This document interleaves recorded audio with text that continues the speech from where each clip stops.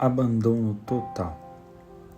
Quando a confiança em Deus é sem hesitação e sem limites, ela não tarda em tornar-se abandono total.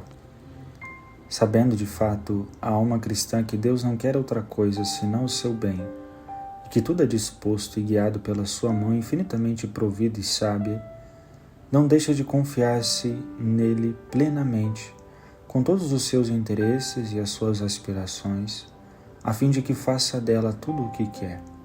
Ora, o que desejará Deus dela senão santificá-la? É esta precisamente a vontade de Deus a respeito da alma, santificá-la.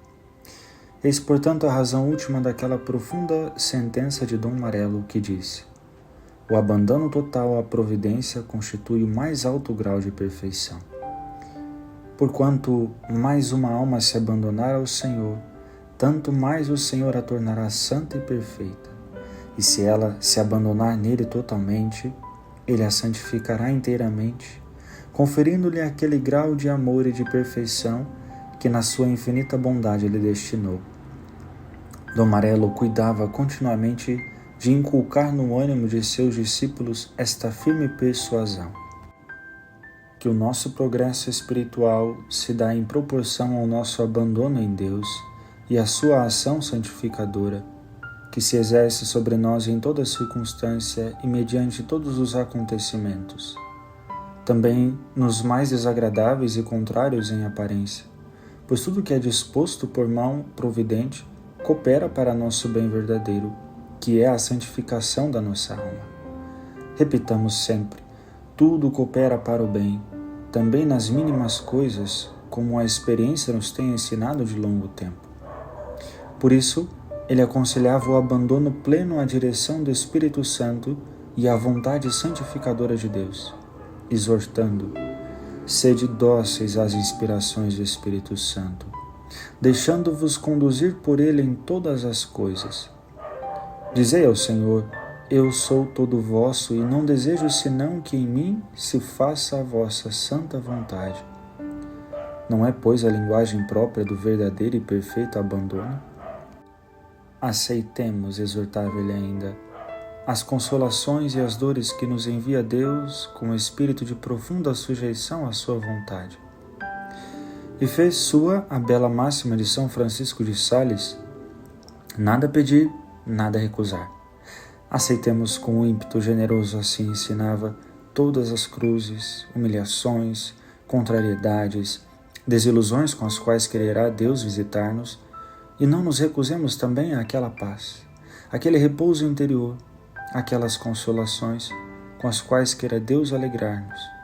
Recebamos tudo das mãos de Deus com a paz e tranquilidade de ânimo, propondo-nos querer sempre servi-lo com fidelidade e amor.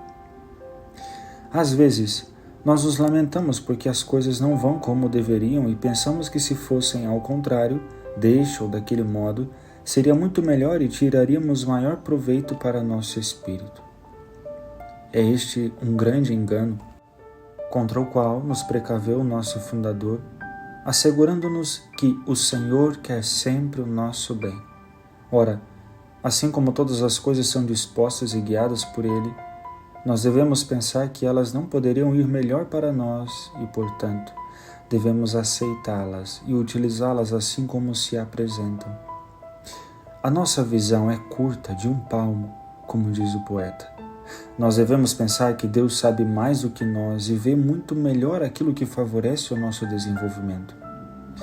Na maioria das vezes, nós consideramos as coisas sob um só aspecto e, em consequência, vemos uma só via boa. Deus, ao contrário, como diz Dom Marello, vem ao nosso encontro por 1000 caminhos. Por isso, deixemos tudo em suas mãos. Como diz ainda o nosso fundador, na sua misericórdia nos envia sempre novos meios de salvação. Se nós podemos e devemos expor livremente ao Senhor as nossas necessidades espirituais e temporais e pedir com confiança a sua ajuda, não devemos, porém, jamais pretender traçar-lhe também a maneira de socorrer-nos, mas deixar-lhe plena liberdade de escolher, para ajudar-nos, o caminho e o modo que lhe agrada. Nas bodas de Caná, observa Dom Marello, Maria não disse a Jesus para fazer um milagre para prover o vinho que veio a faltar, mas lhe expôs simplesmente a necessidade na qual se encontravam aqueles esposos, dizendo-lhe: eles não têm mais vinho, e deixou-o agir como queria. Assim devemos fazer também nós em nossas necessidades. Abrir o coração a Jesus e expor-lhe as nossas necessidades e misérias, mas deixá-lo operar como julgar melhor para o nosso desenvolvimento e vantagem espiritual. O abandono total ao Senhor deve excluir também toda preocupação, seja a nosso respeito, seja a respeito dos outros. Não precisa, advertia Dom Marelo, ter demasiada solicitude pelo amanhã, mas estar tranquilos nas mãos do Senhor, que não nos deixará faltar nada, a cada dia basta a sua pena. Isto ele dizia também nos momentos obscuros, angustiantes para ele e para o seu instituto. Sejam benditas também as trevas, assim exclamava, se as adensa a mão do Senhor. Caminhamos confiantemente no escuro, pensando que os anjos nos vigiam para não nos deixar tropeçar. Avançaremos a passinhos, se não podemos correndo, nem a passos, mas ficaremos de pé. Mas quando virá a luz, eis o segredo de Deus.